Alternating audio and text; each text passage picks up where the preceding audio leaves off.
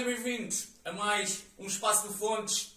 E hoje, quando pensamos no topo, pensamos no nome. Man, é este. Bruno Bemer Brito está hoje aqui para uma entrevista de carreira. Bemer, muito obrigado, man. Obrigado. Como sabes, é uma honra ter-te aqui. A referência do wrestling nacional no Espaço de Fontes atingiu o topo. E vamos a isto então, conhecer, as pessoas conhecem, mas passar a pente fino a tua carreira. Eu vou começar com a pergunta típica, man, que já te devem ter feito 50 pois vezes. É engraçado que eu vim preparado para essa pergunta. Eu sei que me vais perguntar como é que foi o meu primeiro contacto com o wrestling, não é? Sim, é mesmo isso. Pá, eu já ouvi essa pergunta muitas vezes e acompanho o teu programa, de vez em quando vejo um vídeo ou dois. Obrigado. E sei que realmente essa pergunta arranca sempre. Portanto, vamos fazer o drinking game do Ben. Eu vim preparado. Toma lá. Obrigado. Estão aqui 40 graus, portanto Olha, vocês vão compreender. Não, já pensei nisso também. É à força. É à força. Portanto, Que coisa que eu não... é uma pergunta clássica que é... Vou arrancar isto, não vou Bemer. Força. É? Ah, Ok. Está. Tens razão. a nossa. Ah, nossa. Portanto, eu sou daqueles lutadores que não se lembra quando é que começou a ver. Ok. E eu vou ter problemas vários de memória, mas vim preparado. Trouxe aqui no meu iPad algumas notas da minha carreira, porque sei que há malta aí em casa que vai gozar comigo a pensar eu sabia que o Emma não se ia lembrar disto ou daquilo.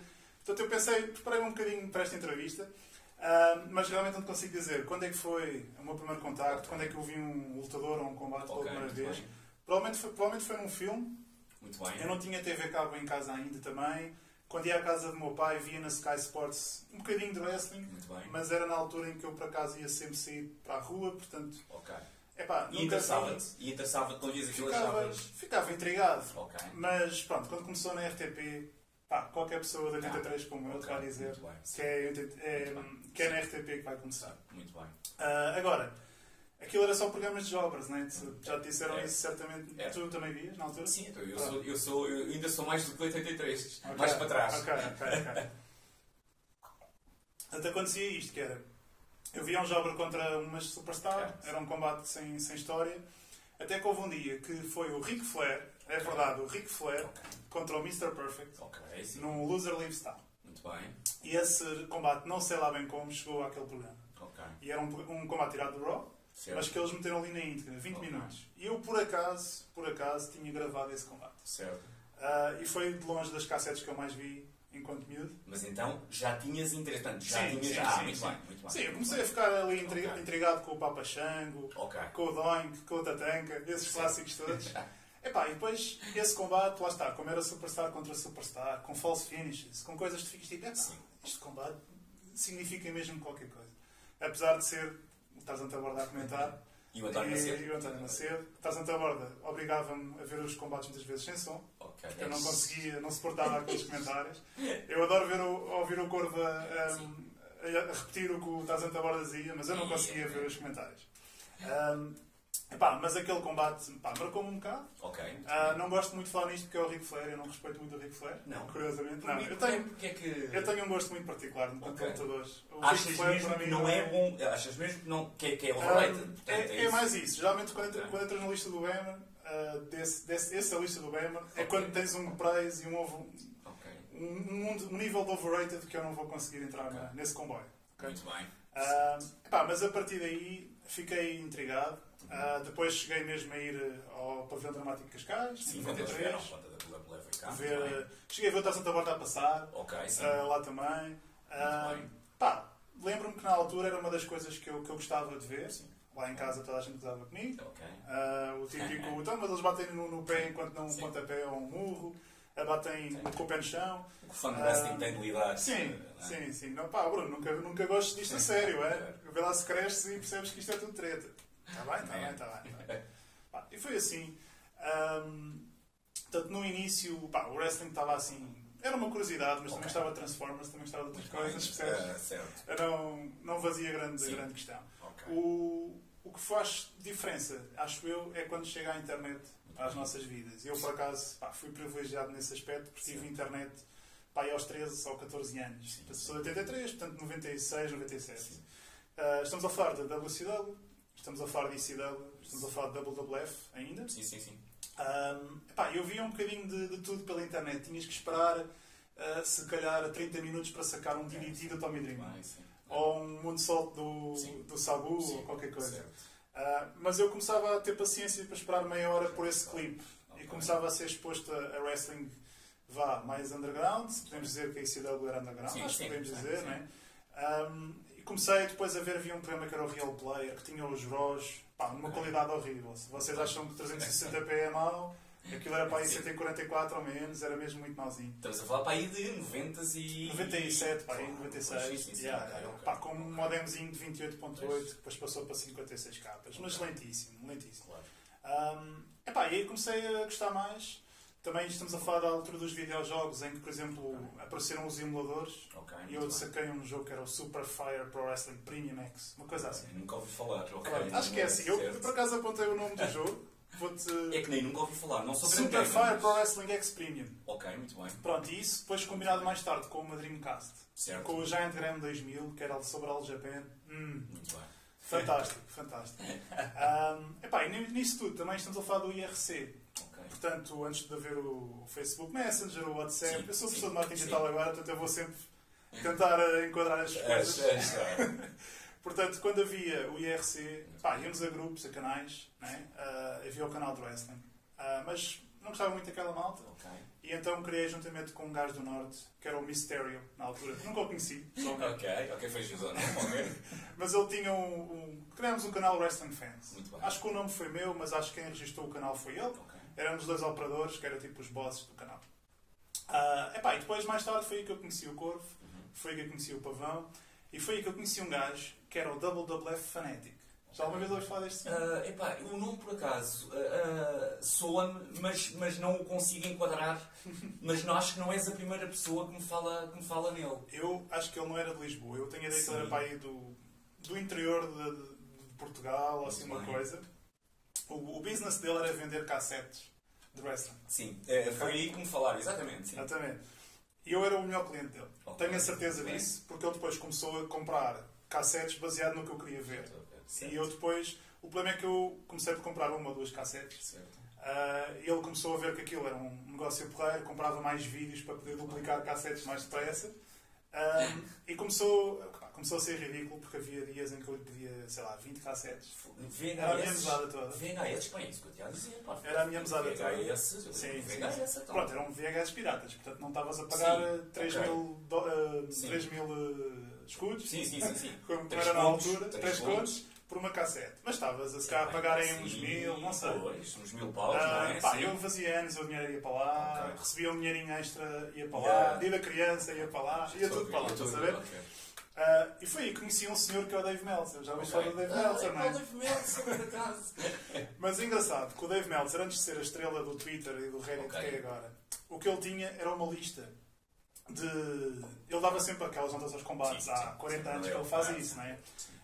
E essas cassetes que o WWF Fanatic tinham a nota da qualidade da gravação em si, certo. E depois as notas de combates do Dave Meltzer.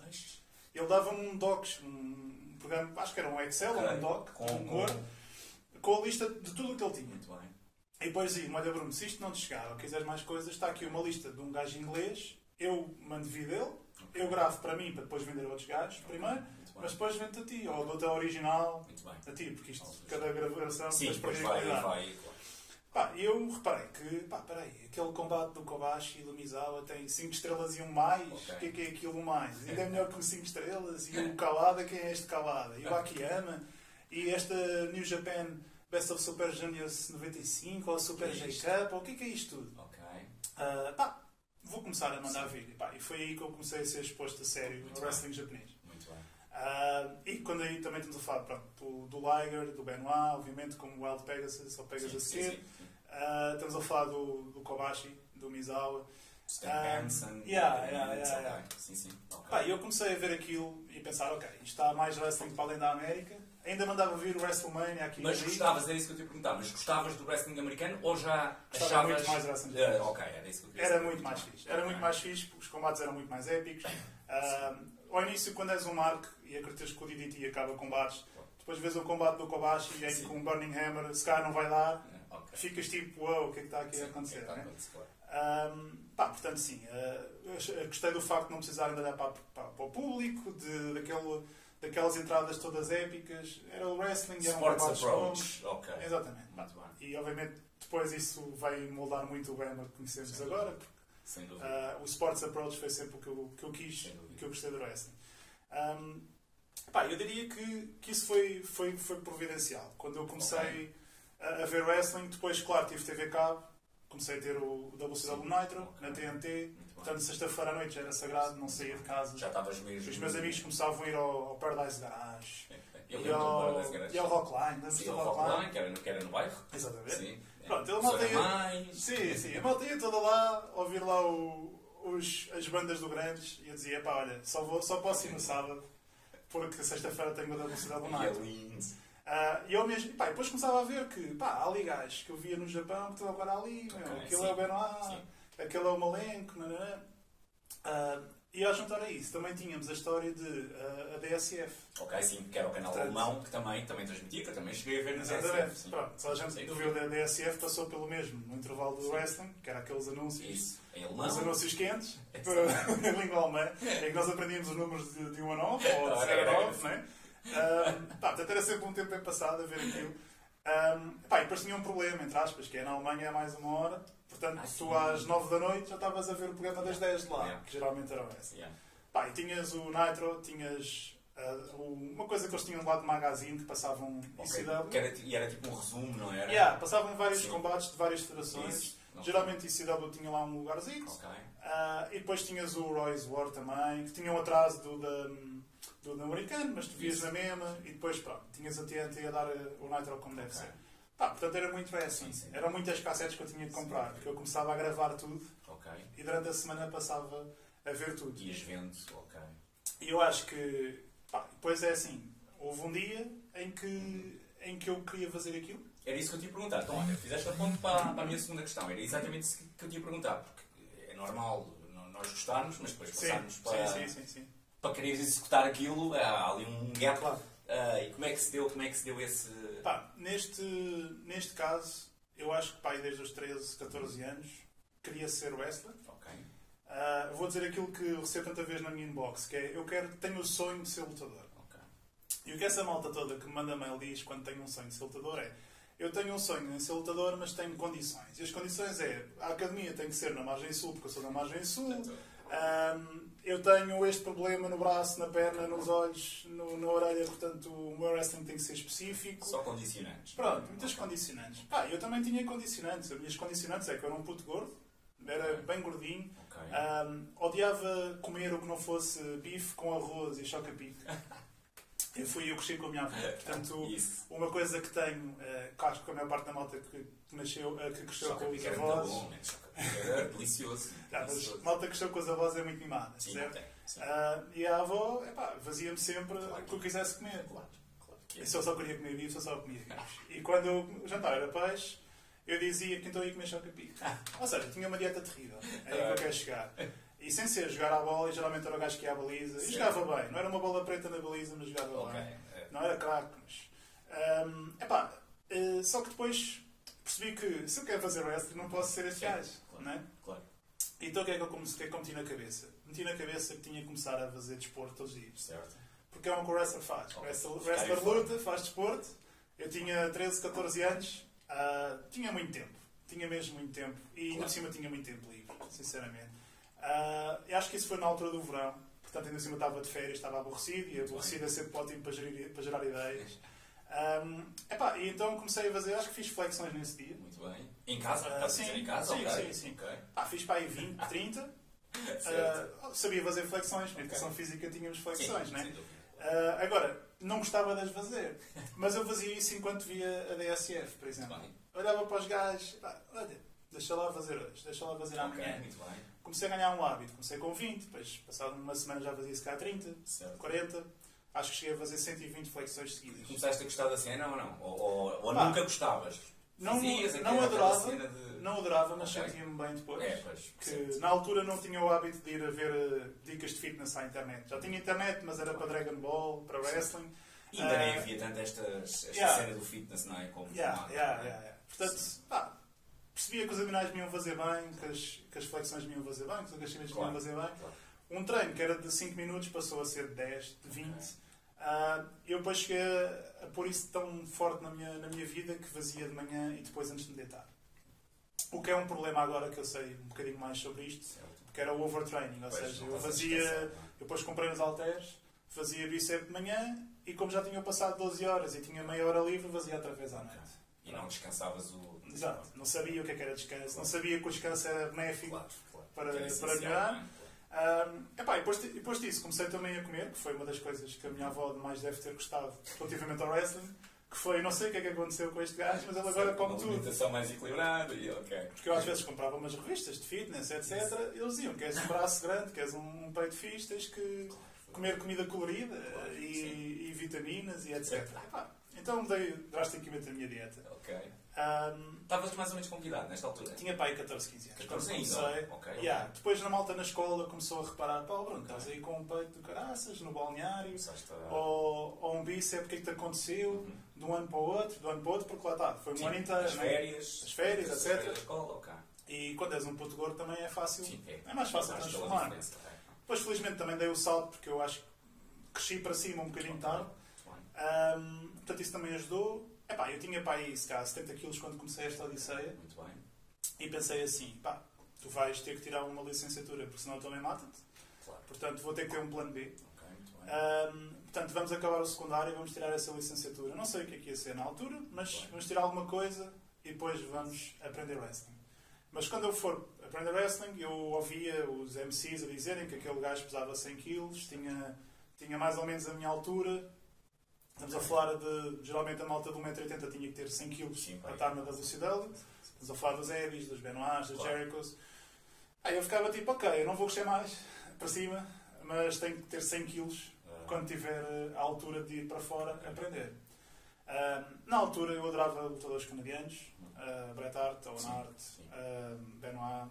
E quando via o que é que eles tinham todos em comum, tinham todos treinado no mesmo sítio. Na Hard Dungeon. Na Hard Dungeon. E eu cheguei a trocar e-mails. Havia um site canadiano que é o Slam Wrestling. Ok, sim. E esse site tinha ótimos artigos de wrestling. Ok. Eu adorava ler aqueles artigos. Cada vez mais me identificava com a cultura canadiana. E então pensei, estes artes, toda a gente que eu gosto vem dali, eu tenho que treiná-lo. Então lembro-me que mandei uma vez um mail a um gajo que treinava na Hard Dungeon, que não é conhecido, que é um Duque do Wrangle. Peguei no meu e-mail, net cabo na altura, olha, Duque, vi o teu artigo no Slam Wrestling, já vi que treinas lá, estou a pensar em ir lá para a escola, o que é que achas? Achas que é boa ideia? Quando mandas esse e-mail estás sempre à espera que recebas um claro, claro, é brutal. O que ele disse foi, não vais.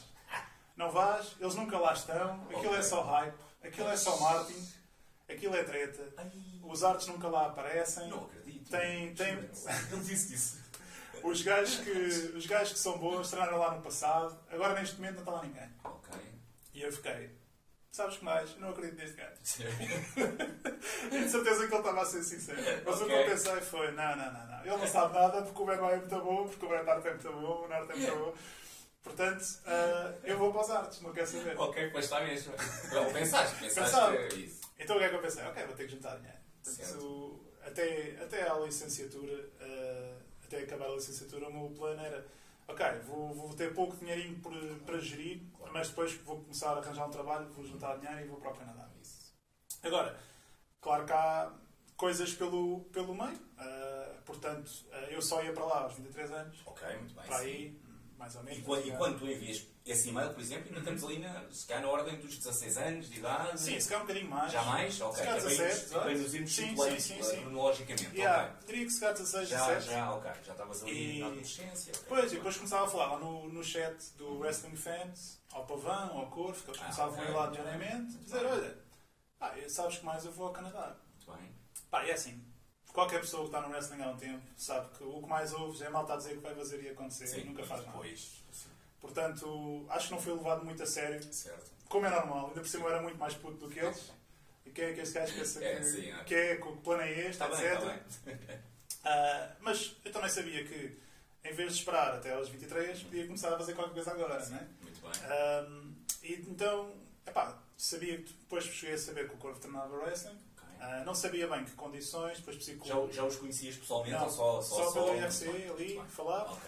Portanto, era aquela conversa do qual é que é o teu preferido, visto o Raw, pronto, começávamos assim. E depois o Corvo disse: olha, treino no Tarzan da Borda. E eu, ok, eu conheço esse nome, isso é uma escola, o que é que acontece lá? E ele disse-me: olha, quantos anos é que tens? É que se tiveres 18 podes ir treinar. Na altura não tinha ainda 18, mas disse: então quando fizer 18 aparece. E obviamente sei, não me lembro em que dia é que fiz 18 anos, mas lembro-me que assim que foi o primeiro sábado depois dos 18 anos. Foste mesmo. Falei com... mesmo. Sim. Falei com o Pavão, na altura, porque o Pavão era de Benfica. Eu também era de Benfica. Mas morava aqui ao pé. Exatamente. E o Pavão podia-me dar boleia, porque chegar lá de transportes era um filme. Possível. Podia acontecer, claro, eu fazia isso, mas era um filme e ainda por cima, se tem alguém que morava mesmo ao pé de mim, eu ia ter com o Pavão e nós íamos. Grandes viagens de carro com o Pavão, ouvir ali aquelas cassetes no rádio, dos temas de entrada, de toda a gente da WWF. Ouvir aquilo em loop sempre. De vez em quando ia mais alguém, de Lisboa, portanto, daqui da margem de cima. Para quantos é que treinavam, mais ou menos? Depende muito, mas havia muitos turistas, daqueles que vim só ver, vim experimentar. Muito bem, sim. Que até estavam cá de férias e coisas. Sim, iam só, às vezes era amigo de um amigo que também gostava de ver. Ok, sim. É que só iam um treino e depois já não voltavam mais. Ok. Lembro-me que o meu primeiro treino deve ter sido pegar nos colchões. Obviamente o Corvo tem grandes memórias e grandes histórias, amigo do programa, que eu vi o historial dele, é fantástico aqui. E obviamente que ele falou de tirar as larvas dos colchões. Tínhamos sempre de tirar da arrecadação os colchões, varrer tudo. E depois, quando o Tarzan aparecia, era o fim do treino. Portanto, nós podíamos começar lá às 8 ou 9 da manhã. O Tarzan ia-nos abrir a porta e dizia: depois eu já vou ter. E lá para as 11, meio-dia, ele ia aparecer com uma linha das provas. Lembra-se, já vos contei a história de quando fui campeão contra 10 mil homens e ganhei-os a todos. Já não havia treino. Fim do treino. Portanto, o que eu queria, e eu, sinceramente, era o gajo que eu punha em mute na televisão. Falaste há bocado. Portanto, o que eu queria era lutar e treinar.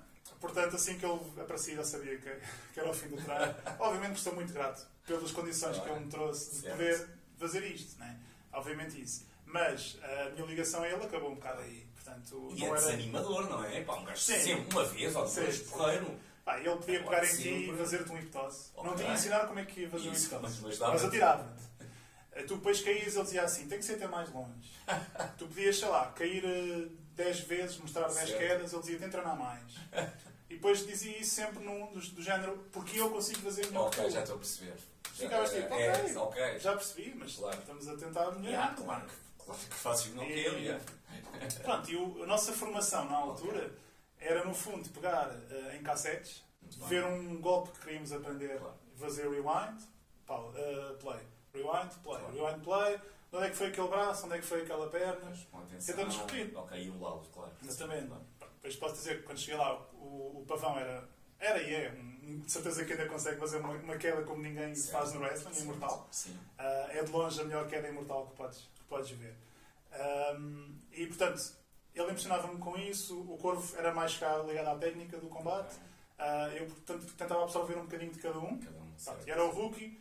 O que é que o rookie Bemer podia trazer à mesa? Trazia um aquecimento forte, porque já estava em boa forma. E se me pedissem para dar 100 quedas seguidas, eu dava 100 quedas seguidas. E muitas vezes os nossos treinos eram esses. Era, tens que cair bem primeiro. E portanto eu fazia circuitos de 25 quedas, sempre ali, em tatamis, etc. O ringue nem estava sempre disponível, muitas vezes nem estava montado. Tinham que treinar já sem colchões? Sim. E obviamente, quando tens a minha idade e a paixão pelo wrestling, o que fazes é esperas a semana inteira por aquele momento. Em que chega ao sábado. Obviamente, com o tempo, a amizade com o Pavão, com o Corvo aumentaram, fortalecendo. Depois passávamos a ir ao cinema, a jantar fora, ir à praia depois do treino. Mesmo amigos. Exatamente.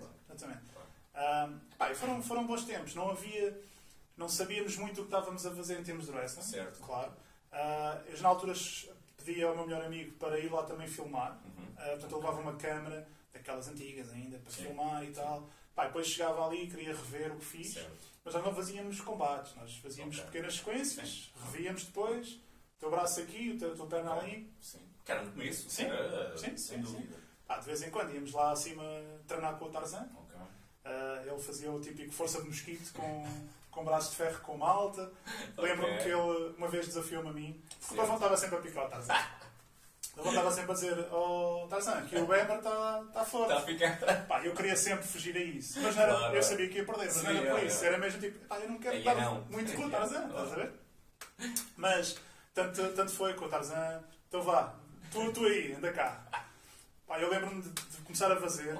Fiz bué da força. E o braço dele mexeu um bocadinho. Certo. E ele diz assim só assim: epá, este tem força. Este tem força. E depois logo assim: depois tem de treinar mais. Pá, mas trata um bocadinho. Eu fiquei tipo: eu vou ganhar, não. Logo a seguir. E o gajo era mesmo forte, não é? Sim, mesmo... todas as histórias da força dele, eu consigo sublinhar que sim. Sem dúvida. Sim. Okay. Sem dúvida. Nunca cheguei a participar em eventos por causa dele, porque eu venho depois dessa altura, em que o Corvo fez com o Pavão algumas coisas e tal. Já vim depois disso. Okay. Depois, por algum motivo, não me lembro agora ao certo, a minha cabeça, pá, não vai dar para tudo, mas sim, não por algum motivo começámos a ir menos vezes ao Tarzan. Não sei se era porque o quintal estava em obras, era uma coisa parecida, de certeza. Aconteceu ali qualquer... Sim, e eu treinava num ginásio, já tinha passado dos pesos em casa para um ginásio mesmo. Muito bem, sim. História engraçada sobre esse ginásio, que era mesmo ao pé da minha casa. Apareci com uma revista do Benoit e disse ao dono do ginásio, que era um culturista, certo. Eu quero ficar igual a este gajo. E tenho, sei lá, 5 anos. É isso. E ele deu assim para ele: epá, vais ter que tomar muita coisa para ficar assim. Eu: hã? Como assim? Não, vais ter que levar umas injeções. Eu: não quero injeções nenhumas. Mas vai ter que ser. Eu: não vai nada. Pá, e depois o gajo, estamos a falar de um culturista que foi campeão nacional várias vezes. Portanto, que era mesmo... mesmo gigante, mas estava numa parte de off-training ou off-peak, ou o que for, então não estava super jacked, né? Então eu olho para ele e digo assim: pá, eu não quero ficar muito grande, quero ficar tipo como tu. Pá, e fez o sorriso dele no ar, mas ainda simpático, porque era o primeiro treino que eu experimentei com ele. Mas este gajo é ridículo. E depois, pá, mas olha, está bem, então olha, vais ter que comer muito bem, eu faço-te um plano de treino. Pá, ele fez um plano de treino que eu segui religiosamente. Durante, pá, nós mudávamos de plano de treino, como é natural, passado um tempo, mas tudo o que ele dizia para eu fazer, fazias ali... eu fazia. Se ele me dissesse: olha, vens fazer de manhã só cardio, em jejum, e à noite levantas pesos, eu fazia isso. Portanto, eu tinha sempre bastante tempo, depois comecei a tirar o meu curso de Publicidade e Marketing, foi aquilo que eu acabei por decidir fazer. E aí pensei mesmo: ok, olha, estou a tirar este curso só me tirava tipo as manhãs. Eu posso ir antes das aulas ao cardio, à tarde ou à noite vou levantar pesos. Arranjei vários amigos que iam comigo também lá levantar pesos à noite. E durante o período da universidade foi assim. Mas esse ginásio tinha uma zona de Aikido e afins ao lado. E ao sábado não acontecia nenhuma atividade. Eu perguntei: olha, o que é preciso acontecer para eu trazer uns amigos aqui e fazermos ali combates nos colchões? Nada, convidas os gajos. Mas é preciso pagar? Não.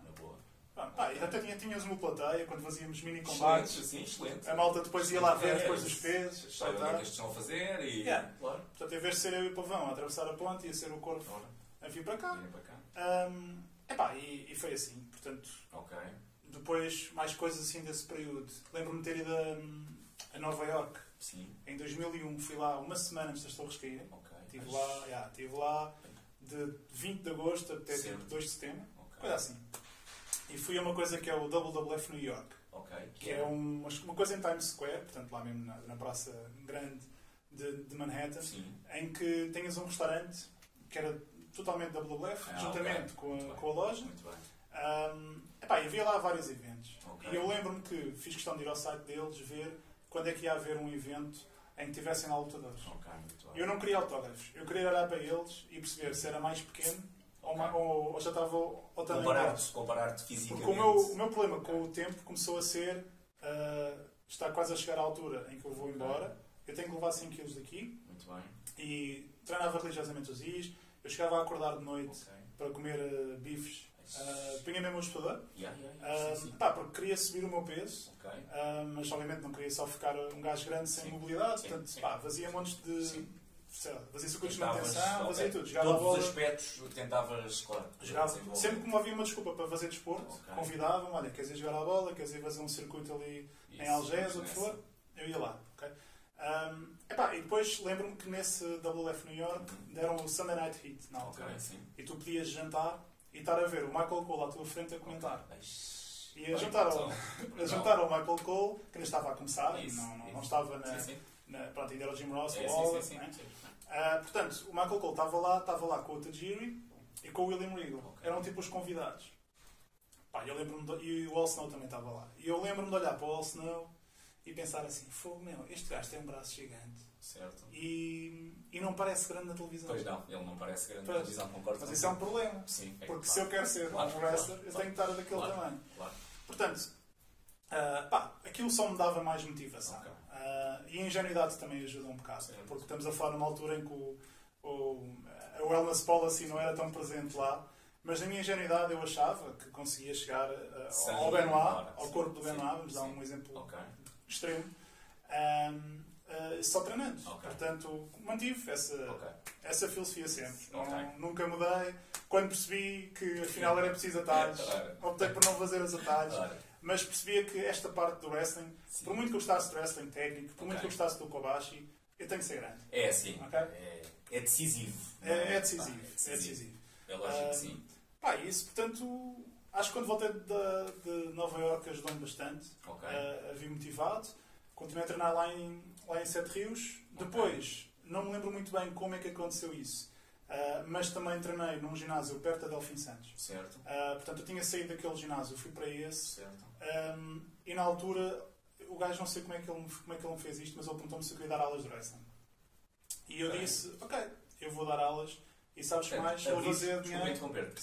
Abrir aulas de wrestling no ginásio. Sim. Como modalidade. Muito bem, como modalidade. Em que era só eu a dar aula. Aquilo eram só tapetes de jiu-jitsu. Não estamos a falar sequer de tatamis. É mesmo jiu-jitsu mesmo só. Porque aquela academia era muito forte. Aliás, o Alexandre Machado, que era o dono desse ginásio, é um dos grandes craques do jiu-jitsu mundial mesmo. É brasileiro, não é? Acho que é português. Pelo menos fala português perfeito. Então não. Mas era mesmo craque. E deu-me essa oportunidade. E durante algum tempo tive, de vez em quando, uns curiosos que iam receber as minhas aulas. E foi uma forma de eu também ganhar algum dinheiro, pouco, mas pelo menos pagavam-me se calhar os treinos no ginásio. Claro que sim. E eu pensava sempre, olha, é melhor do que estar em casa porque estou estou a ajudar as pessoas. Sem dúvida. Porque as pessoas não têm noção, mas quanto mais ensinas, mais percebes wrestling. E é super diferente dares um treino do que estar só a receber um treino. Pronto, acredito piamente nisso. Deixa-me só perguntar-te o seguinte. Tu nessa altura já tinhas pensado no teu in-ring name? Já? O meu in-ring name vem do meu nick do IRC. É? Porque é um nome, deixa-me só dizer-te isto. Eu acho este nome brutal mesmo. Juro-te, Banner, acho que é um bom nome em qualquer parte do mundo, em qualquer federação. Porque é catchy, é pequeno, fica no ouvido. É um nome forte. Banner é fixe em qualquer federação. Eu gosto do nome agora, mas não tenho um processo super científico para dar o nome. O meu processo foi, eu era o Taz Missioner no IRC. Muito bem. Vinha do Taz Mission. Porque eu era marcalhão. O que é que o marcalhão faz? O que é uma coisa mais ou menos underdog, mas ainda assim super comercial? ECW. Qual é que é o Big Boss neste momento da ECW? É o Taz. Estava sempre a ganhar toda a gente. Eu adorava aqueles Taz Plexus todos. Então pensei, então vou ser o Taz Missioner. E esse nome era mau. Sim, esse nome era mau, sem dúvida. E eu pensei, eu preciso de um nome mais pequeno. Certo. O que é que eu posso ser? E depois, eu gostava muito do Bam Bam Bigelow. E também gostava dos Flintstones. Minimamente, não adoro, mas gostava. E eles diziam sempre que tudo o que é o Bam Bam, porque havia uma personagem dos Flintstones que era o Bam Bam, e havia o Bam Bam Bigelow. E muitas vezes o que eles diziam era Bam Bam, eles abreviavam por The Bammer. Eu fiquei tipo The Bammer, eu não gosto de não tenho de ouvir o The Rock. Mas eu não gosto de mas gosto do Bammer e parece que é Bam, Impact. Sim, é mesmo isso. Bam. Então, olha, vou ser o Bammer. Não é um tributo, claro, ao Bam Bam Bigelow, mas é verdade que eu adorava o lutador, o Powerhouse. Pelo que sei também, fora do ringue era um gajo incrível. Sim. Epá, e a Diving Headbutt não é um tributo ao Benoit. Não é um tributo ao Dynamite Kid, é um tributo ao Bam Bam Bigelow. Okay. É tributo. Olha, mas eu não ia lá. A diferença é que ele punha o pé na terceira corda certo. e o outro pé na segunda e atirava-se. E isso nunca me deu jeito. Sim, pois sim. Porque senão eu mantinha isso também para se perceber de onde é que isso vai. Okay. Muito bem. Mas como não conseguia, não me dava jeito assim, fazia a headbutt normal. Muito bem. Mas esse gajo, brincar, tem uma ligação à personagem, à pessoa Bruno Bem Brito. Mas pronto, aqui de qualquer modo, a minha inspiração começou a ser cada vez mais o Benoit. E eu garanto-te que não haveria Bammer sem Benoit. Portanto, uma coisa é lutadores que tu gostas, ou que até te inspiram, outra coisa é um ídolo. Okay. Eu só tive um ídolo na vida. Era o Benoit. Então. Era o Benoit. Foi o teu ídolo. Epá, se uma coisa é, eu gosto de wrestling, por exemplo, eu gosto muito de cinema, vou todas as semanas ao cinema. Mas não tenho um ídolo como ator. Não tenho, aliás, não tenho o Brad Pitt, o DiCaprio não é um ídolo para mim. Sim. Quando tens um ídolo, acho que é ser igual a ele. É assim, tu um ator percebes, nem digo o DiCaprio, mas o De Niro ou o Pacino são grandes atores. Sim. Mas sim, não é alguém que te inspira, não é? Não é alguém que tu queres ser igual, enquanto o Benoit, tu querias ser igual. Eu queria ser igual ao ponto de, eu quero fazer a carreira que ele fez, ou seja, eu quero primeiro começar em Calgary, ele era de Edmonton, mas treinou em Calgary, depois quero ir para o Japão, quero passar no México, quero ir para a ICW se existir, uma coisa assim, quero ir para a WCW e depois quero acabar na WWE. Era tal e qual. Agora, a forma do gajo andar, o que ele fazia no ringue, a personagem dele, eu queria ser um copycat. Porque ainda por cima tinha descoberto que ele era, segundo toda a gente, um copycat do Dynamite Kid. Eu não via a parecença. Eu não via aquele paralelismo. Tem coisas. Mas se tu leres uma entrevista do Bret Hart, se tu leres um analista qualquer, tipo um Meltzer a dizer, vai dizer que o Benoit é o Dynamite Kid 2.0, até porque se calhar um bocadinho melhorado. Eu pensei, então não faz mal nenhum seres uma cópia. E eu, sinceramente, se fosse um dia uma cópia do Benoit, para mim era o maior elogio que eu podia ter. Estamos a falar de um lutador que fazia tudo bem, tecnicamente brutal, a personagem, à maneira dele, era muito funcional. E digo-te, apanhei o avião para Calgary por causa do Benoit. Muito bem, já lá vamos. Olha, em 2006, portanto, já introduziste aqui a história toda, porque é uma parte da tua carreira que não é tão fácil de pesquisar e de definir. Definiste aqui, se não te importares, tu definiste aqui perfeitamente. Em 2006, e no seguimento, tudo que tu agora disseste, naturalmente, tu vais com o Porvo para Portsmouth. Foram só os dois, não é? Não. Pois havia mais um terceiro, o Pavão, não é? Há uma quarta pessoa. Uma quarta pessoa, que é o Silver Surfer. Que é o Ultra Psycho. Pois, e com o Ultra Psycho também. O Porvo tinha... Eu digo que é o Silver Surfer porque ele foi photoshopado. Em todas as fotos estava com o grupo um gajo prateado. E na altura os Fantastic Four tinham posto um filme com o Silver Surfer. Mas o Ultra tinha ido para lá também. Muito bem. Eu adorei esse período porque eu queria me testar primeiro num ambiente menos dispendioso economicamente. E estava a gostar imenso de treinar com o Corvo e com o Pavão. O Ultra colou-se um bocado a nós os três, mas porque ele não era tanto do grupo, como nós. Mas treinava no mesmo sítio? Sim, treinava connosco. Era aquele gajo, quando aparecia, tu ficavas um bocado às vezes tipo, ele veio cá, puxavas um bocado por ele. Às vezes até diria que tentávamos puxar por ele a ver se ele queria manter, queria continuar a vir. Mas isso faz parte do wrestling também.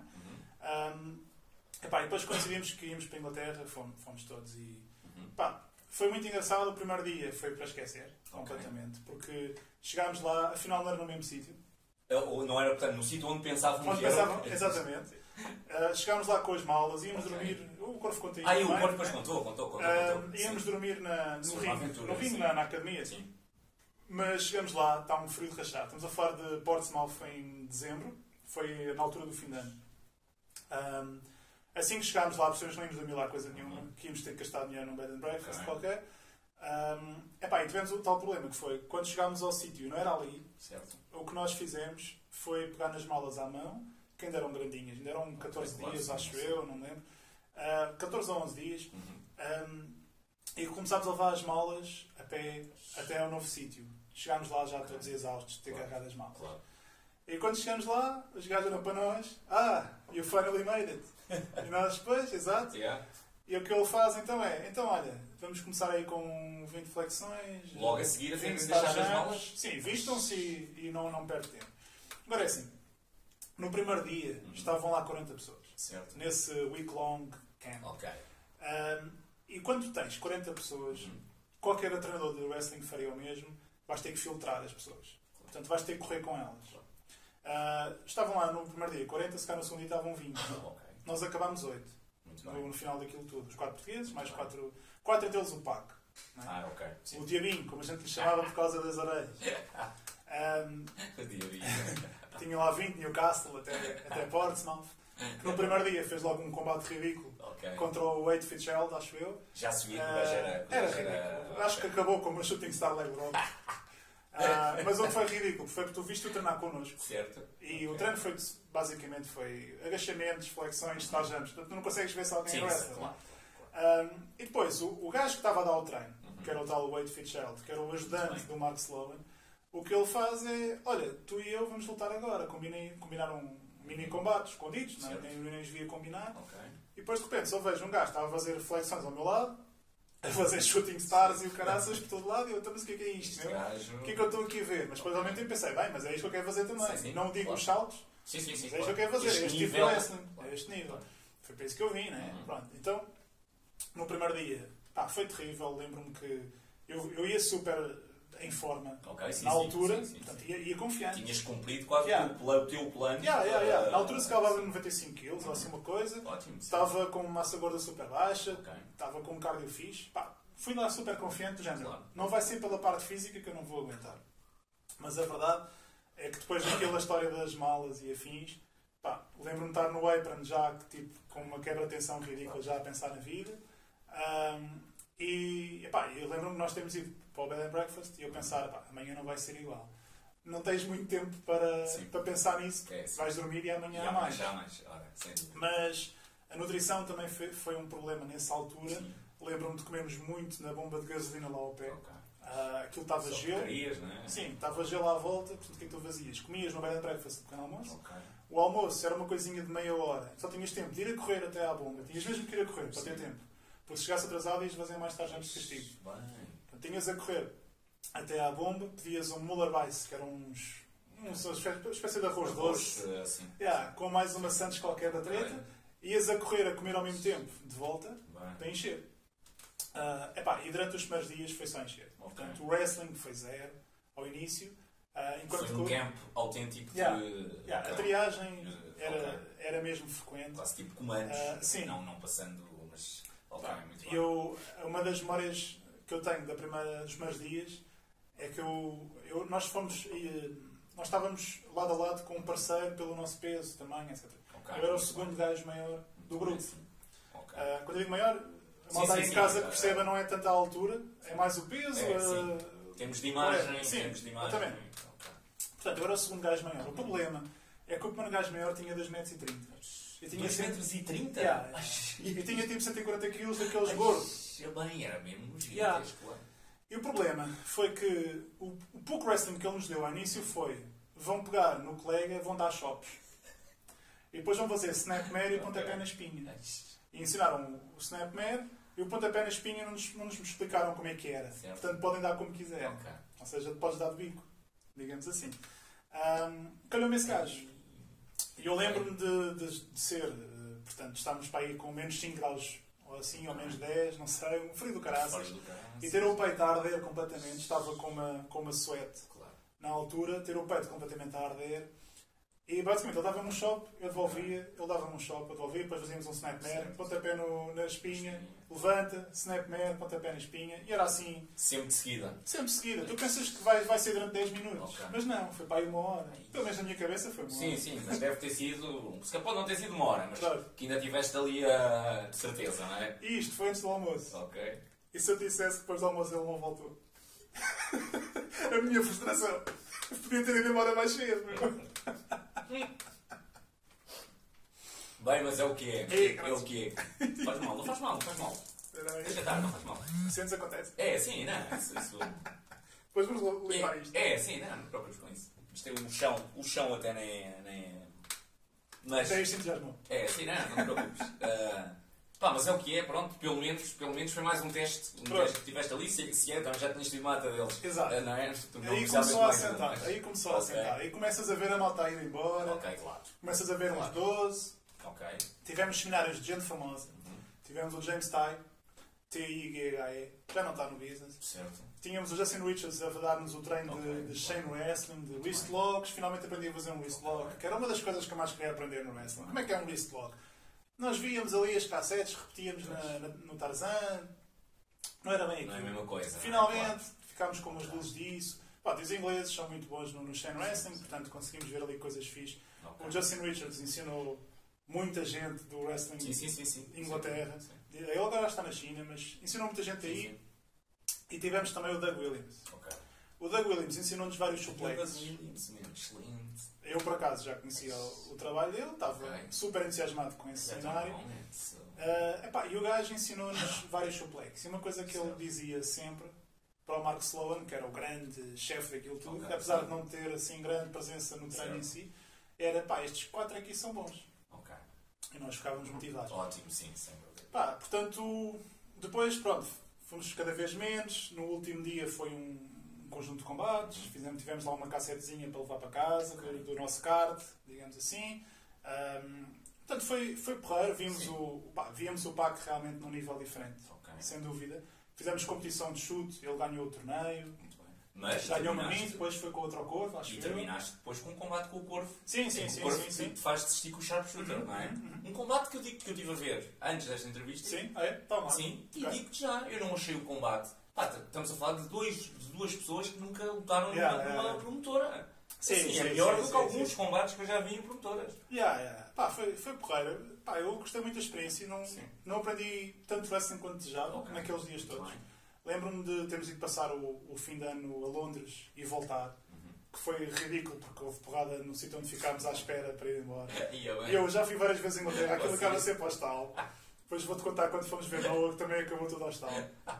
Na altura o que aconteceu foi, nós tínhamos que apanhar o comboio de Londres de volta para Portsmouth. E o Burger King estava... É assim, quando vais passar o fim de ano a Londres, pensas assim, aquilo vai ser uma loucura, aquilo vai ser até às 5 da manhã sempre a bombar. A realidade não é bem essa. Bem, os ingleses não o costumam fazer, sim, não é? Exato. Portanto, tu vais ali para o pé do rio, vês o fogo de artifício, muito fixe, sim senhor, e tal. E fechou. Tu começas a seguir um pelotão, a pensar, esta malta sabe onde é que é good stuff. Começas a ver um pelotão a ficar cada vez mais pequeno e toda a malta a ir para casa. E tu, então, bem, só temos comboio para ir à cheia. Então o que é que a gente vai fazer? Vai para a estação de comboios. Um frio do caraças. Pá, aí menos 5, menos 10, frio do caralho. Das 2 da manhã, tipo às 6. Pá, e depois vemos um Burger King com a luz ligada. Parece uma Coca-Cola no Oasis. Oasis. Então bora para lá. Pá, não sei o que é que aconteceu, mas do outro lado onde nós estávamos, do outro lado da sala, uns gajos levantam-se, pegam numas cadeiras e começam a dar a cabeça uns dos outros. Pá, e 20 pessoas. Pá, e 20 pessoas ao estalo, as mulheres a gritar, tudo a fugir do Burger King. Pá, e tu ficas tipo, só espera que não nos mandem embora. Logo a seguir veio a polícia, amigos, vamos fechar isto. Aí, não, vamos ter que ir para o frio. Ficámos lá até às 6. Pá, 6, 7 da manhã. Sim, até o primeiro comboio, não é? Até o primeiro comboio para... Depois o que eles nos deram foi, até à 1 podem descansar, depois à treino. E nós obviamente estávamos lá, era para treinar. Ótimo, sim. Portanto, fizemos isso, fizemos o combate. E sim, o PAC foi mais um gajo que, quando eu vim para casa, pensei, se quer estar a um nível... Lá está. Quando penso em PAC, eu sei que a malta pensa em saltos e piruetas, mas o gajo fazia uma arm drag e recebia uma arm drag como eu não conseguia fazer e receber. Dava uma queda como eu não conseguia fazer. Era mais técnico do que eu. Ele é realmente bom, não é? É incrível. E o ridículo era, naquela hora do almoço, em que nós íamos a correr à bomba, quando eu chegava, estava a ver o gajo a levantar, a fazer ombro com halteres ou com uma barra, enquanto espera pelo treino. E tu ficas tipo, porra meu, estamos a fazer isto. Isto era tipo, acho que era das 9 da manhã até para aí às 8 da noite ou assim. Era o dia todo. Era o dia todo. Não há descanso. E durante o treino era só star jumps e agachamentos. E tu vês o gajo ali a fazer aquilo e ficas tipo... brutal, isso é... este gajo não para. Eu lembro-me, a última memória que eu tenho, que eu gostava de partilhar, que acho que o Corvo também partilhou, é do dia em que eles nos dizem para irmos para a rua, Sim. e pôr um gajo às Sim, cavalitas, partiu. ir até lá ao fundo e voltar. Ai, partiu. Eu estava completamente aí já a vacilar. E O ele Corvo, também. coitado, E ele também, ficou sim, comigo nesse sim. dia, o outro já tinha desistido, né? Senão Ok. tinha que levar o gordo. Também não ia ser fácil. Portanto, o Corvo, eu lembro-me de estar a carregar o Corvo e só dizer assim: conta-me qualquer coisa. Yeah, pois ele disse. Para manter Fala-me da acordado, bola, fala-me da bola. Benfica. Ele começa a dizer sei lá o que na altura, mas manteve-me Sim, vivo. sim. E é importante fazer este tipo de experiências com amigos, por um lado, neste aspecto, Claro. que é uns vão puxar pelos outros. O resto do grupo não era um grande grupo, porque eram só individuais, não havia ali ninguém que se conhecesse a ninguém, ninguém ia puxar pelo outro, Sim, não claro. havia espírito de equipa. E isso a brincar, também acho que ajudou a chegarmos ao fim todos juntos. Claro. Sim, vocês eram amigos, vocês tinham uma ligação, de amizade. Sim, Isso sim, realmente é. Olha, Bemer, a seguir, tu depois da FWA, vais de seguida para a Academia de Lansdorp, que era um dos teus grandes sonhos. Foi o sonho mesmo. Era o sonho. Eu, por acaso, eu só não disse agora o sonho porque ainda vou lá chegar depois. Mas Sim. fica já definido aqui, sim, que era o teu sonho. E, portanto, quando vais para a Academia do Lansdorp, isto acaba por ser o momento decisivo para ti, o objetivo da tua vida. Sim, sem dúvida. Pelo menos a este nível. Portanto, os Arcos tinham fechado a escola deles. Felizmente, um descendente dos Arcos, que é o Lansdowne, tinha aberto uma escola. Okay. Ele tinha dado aulas... Desculpa, só interromper-te. Porque tu ainda tentaste ir para a Academia do Stuttgart? Sim, eu não tinha emenda. Aquele gajo tinha lido aquilo, mas eu queria acreditar. Né? Pois, depois eles fecharam, sim, depois a Academia... Eles fecharam, eu na altura fiquei sem plano. Okay, porque o meu falava muito na escola dos Dudleys, ou acho que era dos Dudleys, e é do Booker T e tal. Sim. E eu pensava, é certo, mas eu quero o pedigree de ser de Calgary. Estou a perceber. Estás a ver? Não é aquilo que eu quero. Eu quero sem dúvida. E não sei porque, tu vais, quando leres em entrevistas sobre mim, vais ler duas coisas. Vais ler que eu queria ser campeão intercontinental. Ok, sim, já ouvi. E queria ir para Calgary. O campeão era um efeito secundário e era um sonho muito menos importante. E eu dizia que era o campeão intercontinental porque eu sabia que o worker, o gajo tecnicamente bom, que trabalhava bem com qualquer pessoa, que não era um superstar, ia ser esse gajo. Porque eu sabia que não ia ser um Hulk Hogan ou um The Rock. Mas ser um Jericho... Jericho também é super carismático, mas um gajo versátil que conseguisse carregar toda a gente. Sem dúvida. Era o meu objetivo. E então, pronto, o Lance abriu a escola, eu seguia o site dele. Ele foi um gajo que rapidamente escreveu o marketing de conteúdos. Quando começou a ser necessário essa prática existir na internet. Ele tem um Twitter muito ativo, mas muito antes disso tudo, ele tinha um site em que escrevia artigos. Eu gostava dos artigos dele porque eram sinceros, ele falava das coisas muito diretas. Se seguires o Lance, sabes que ele é um gajo super honesto. Exato. E mesmo para falar dele, não se leva muito a sério. Tem muito mais piada do que parece, o gajo. Eu via aqueles artigos e pensava, sabes que mais este gajo, ainda por cima, também treinou nos Artes, também é em Calgary. Eu quero aquele oxigênio da zona, aquela atmosfera. O gajo treinou no AVW. Treinou gajos como o John Morrison lá. Portanto, ele também, a WWF ou a WWE, confiou no gajo para ensinar a malta. Portanto, eu acho que é uma boa escola. Sem dúvida. Portanto, quando eu acabei a licenciatura, portanto, era ainda de 4 anos. Estavas com que idade então? 22, foi quando acabei. Okay. O meu plano foi então, juntei dinheiro na Vodafone, num estágio que fiz lá de marketing, despedi-me para ir para a Inglaterra, fazer FWA. Portanto, o dinheiro que eu juntei na Vodafone foi para lá. E assim que fui para o meu segundo emprego, que foi a Warner Home Video, eu cheguei lá e disse, eu vou fazer marketing convosco, eu adoro esta marca, mas há um problema, daqui a um ano eu vou embora. Avisaste logo? Avisei logo, a malta riu-se e disse, gostamos deste gajo. Sabes que mais, não vais nada embora, mas... Isso é muito fixe, sim. Porque eu falei logo do wrestling, abertamente.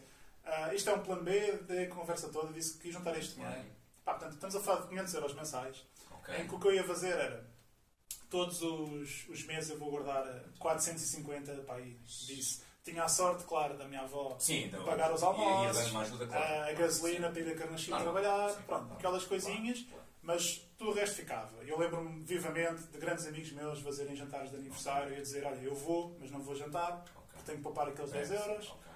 Ou porque a comida também não é o que eu preciso de ingerir, etc. Portanto, na altura não havia nada disto, cervejas todas. Mas fazeres esses sacrifícios já... Sim. E na altura não me estrangejava sobre isso, porque era um objetivo muito claro. E tinha muita gente a dizer uma coisa que só percebi depois, que é a malta que me admirava por eu ter um sonho tão concreto. Sim, e fazer por aquilo. Definido, claro. Só que eu só percebi depois que isso realmente é raro as pessoas terem. Mas na altura para mim era muito bem. Pronto, para mim era natural. Eu ficava, então, mas como é que esta malta não tem um objetivo tão claro? Porque eu depois disso também fiquei sem objetivos, já vamos lá. Portanto eu percebo que afinal depois que isto é um dom, ou uma benção, ou o que for. É incrível tu pensares, eu vou estar ali aos 16, eu vou estar ali aos 23 e tenho que estar com 100 quilos, e tenho que estar com não sei quanto dinheiro. Isso é raríssimo.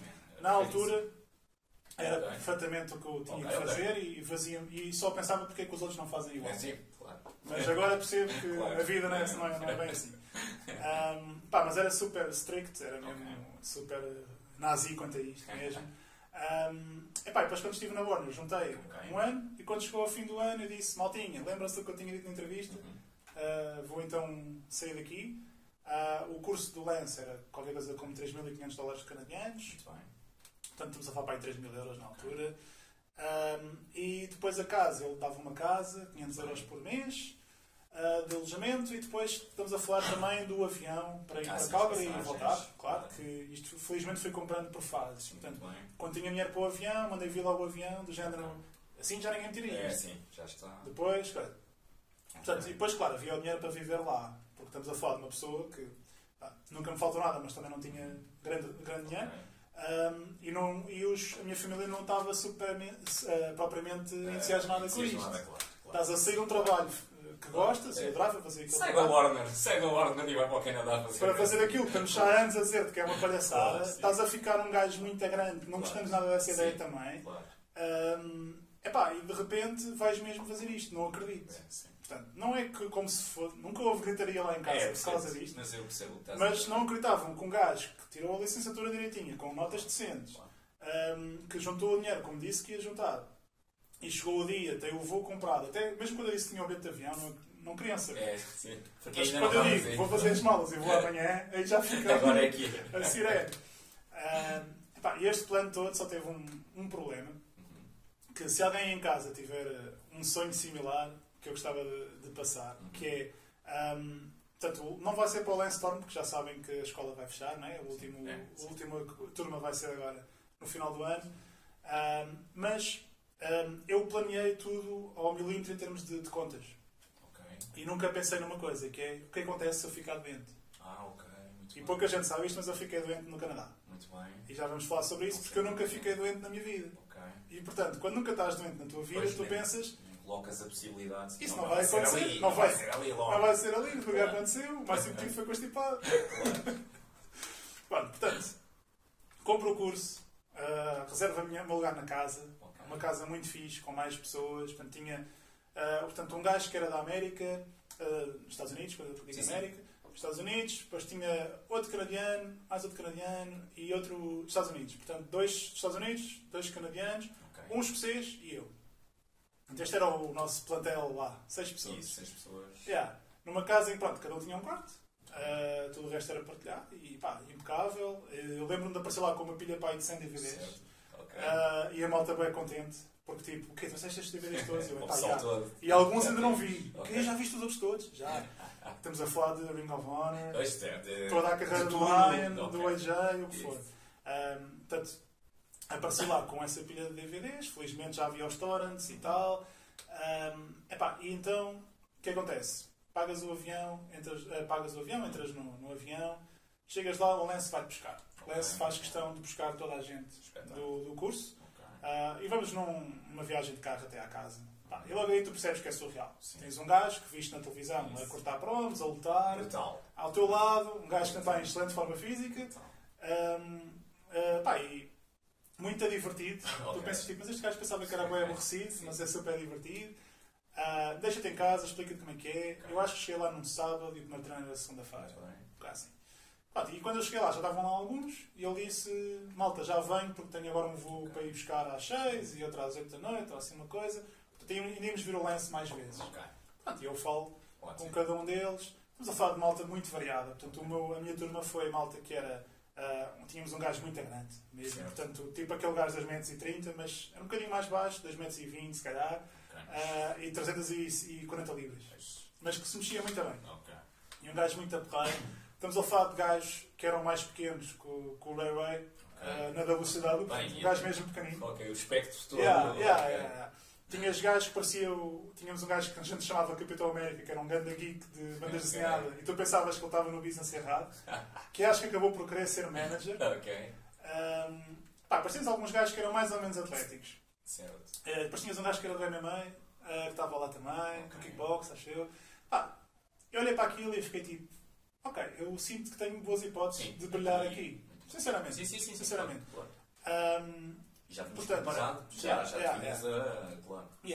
E o que acontece foi, portanto, no primeiro treino, o Lance, para terem uma ideia, para visualizarem assim o quadro da coisa, as aulas eram todos os dias, das 10 da manhã à 1 da tarde. Okay. Começou em maio, acabou a meados de julho, mais ou menos. Não fiquei lá até ao último dia, já vamos falar sobre isso também.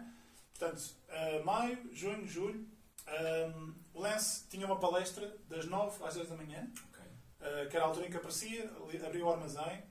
Às vezes víamos combates, às vezes ouvíamos histórias.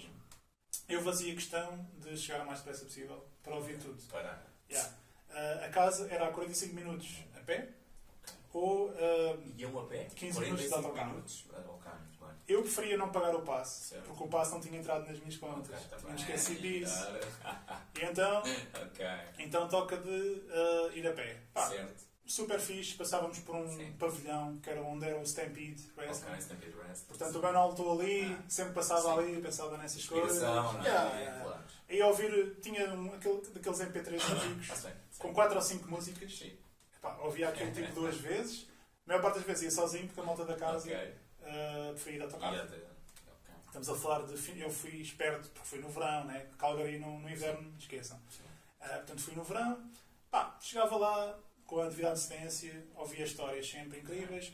E uma coisa que ele disse foi: não levem a mal, mas vocês têm que ser inteligentes nisto do wrestling, porque, entre outras coisas, é um desporto que acaba cedo para alguns. As carreiras são curtas, têm que juntar dinheiro, têm que entrar para sair, que é, por exemplo, se lês o livro do Brock Lesnar, ele diz que o Kurt Hennig também disse que tens que get in to get out. Pronto, tens que fazer isto tudo. E uma coisa que eu ouvi ali foi que vai morrer alguém nestes 3 meses. E habituem-se que isso faz parte. Muito bem. E, portanto, para além do business, exatamente. Muito bem. Queres mais uma? Olha, agora se calhar ainda não. Já veio a seguir. Ele diz isso. Ainda estou a acabar. Para quem olhar para a sua... Ok. Para quem souber o que é que aconteceu no verão de 2007, que foi quando eu lá estive, o Benoit fez aquilo que o Benoit fez. Sim. Portanto, já vamos a essa parte. Ele diz aquilo, depois assinas um termo de responsabilidade, normal. Conheces a mulher dele, que vai ser a contabilista, que é uma pessoa que intimida imenso. Porque, nunca vais tratar de contas com o Lance. O por um lado é porreiro. Certo.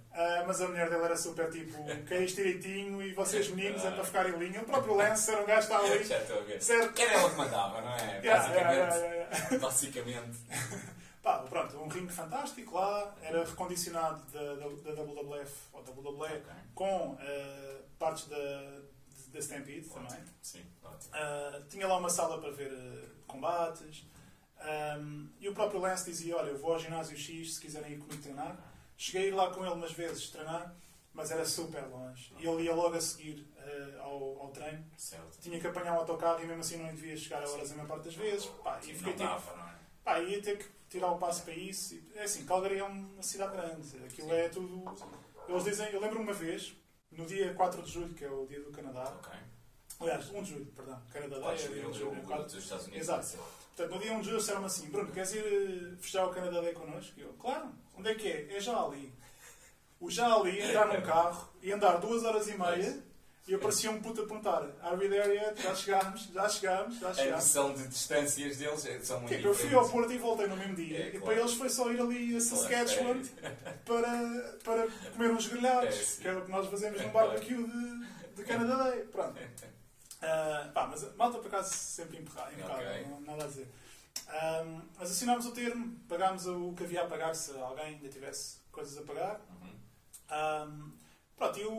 E o treino começou mais... ele tinha um circuito que era no primeiro mês só, que é tipo de fitness, que é um circuito que eu trouxe para o Wrestling Portugal depois. Mas desculpa só interromper. E quanto tempo é que tu ias lá ficar? Qual era... O meu plano era ficar 3 meses. Eram os 3 meses? Sim, aquilo não chega a 3 meses, são 12 semanas. É mais fácil assim, por causa dos vistos.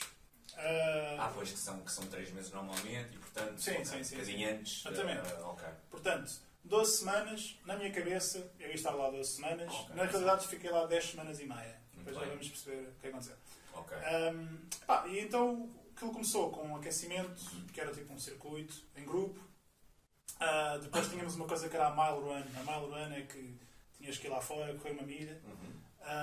Se chegares atrasado, o Lance perdoava-te se lhe trouxesses café do Tim Hortons, que ele adora. Portanto, havia gajos que faziam mesmo isso. Eu nunca cheguei atrasado, mas pronto. E começas por aprender as quedas, depois começaste por aprender uns lock-ups. É assim, não tinhas ali ninguém que aprendesse as coisas muito depressa. Mas felizmente eu acho que o grupo até era porreiro. E não havia ninguém que atrasasse muito a progressão da coisa, que às vezes é um perigo nessas coisas. E depois o que aconteceu foi que basicamente começas a ver que há a malta mais virada para o carisma, para a parte técnica, como é normal. Eu fazia uma coisa que já tinha feito às vezes em Inglaterra, que era eu ficava sempre para o fim. Eu preferia ver toda a gente a fazer primeiro e queria verificar se não falhava. Isso é inteligente. Fazer isso, depois primeiro os outros. Às vezes apanho malta no Wrestling Portugal, nova, que em vez de ver os gajos que estão lá há 10 anos a fazer aquilo, preferem ir logo para a fogueira e depois corre mal, não é? Claro. E o Lance tem uma coisa que eu acho fantástica, que eu tentei trazer para o Wrestling Portugal ao início, agora já não faço isso, que é, ele não tem ajudantes. Tu tens o treino com o Lance e é mesmo o Lance que vai treinar. Não há a história dos Hards que ele disse que o outro gajo dizia, que eles nunca lá estão, não é Martin, não. Tu estavas ali, na boa, tranquilo. E ele dizia que antes de fazeres um golpe a alguém, tinhas que fazer a ele. Muito bem. Portanto, se eu quisesse fazer um body slam, o Lance tinha que o receber primeiro. Muito bem. E tinha que dizer, ok, tu estás apto a fazer aos outros. Isso é uma boa... E o Lance fazia isso até aquele gajo que eu disse que era mais pequeno que o Rey Mysterio.